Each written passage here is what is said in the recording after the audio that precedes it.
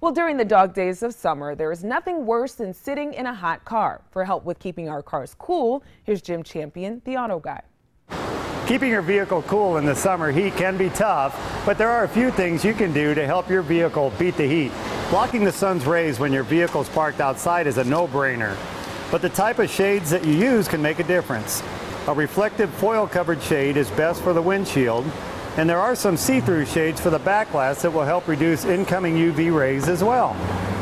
Almost all glass has some tint on it when it comes out of the factory, but you can have a tint shop put even more tint on the glass to block even more of the sun's rays.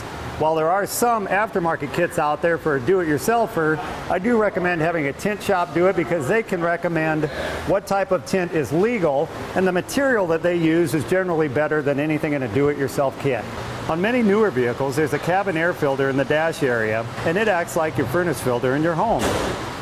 If it becomes clogged over time, the cool air inside the dash can't flow like it should, and it might even cause the air conditioning system to shut down.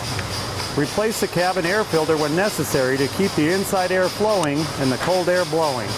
Once you have your interior all cooled down, you would never roll down the window and allow hot outside air to come inside the vehicle. That just wouldn't make any sense. But that's exactly what you'd be doing if you don't have your air conditioning controls on recirculate.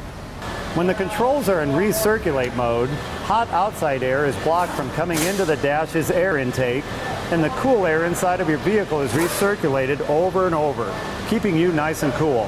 If your air conditioner still doesn't seem to be as cool as it once was, it might be low on refrigerant. But just slamming some refrigerant into the system and hoping for the best is not the best way to go. First of all, the mechanic needs to repair any leaks that are associated with the loss of refrigerant, and the amount of refrigerant that he puts into the system should be the exact amount, right down to the ounce. I'm sure you've heard about the damage that refrigerants can do to the ozone layer, and R12 was the worst refrigerant. That was used up till 1996, but then it was banned. Then R134A came in, and we've been using that refrigerant ever since. Now this is $26 a pound. There's a new refrigerant that's better for the environment, and it's R1234YF. Now this is going to be $260 a pound. You're going to see it more and more starting next year, so as you can see, the cost of keeping yourself cool is going to go up. For Channel 6 News, I'm Jim Champion, the auto guy. All right, thank you. If you would like to ask Jim Champion a question, you can always send your suggestions directly to him. His email address is jim@charliegraham.com.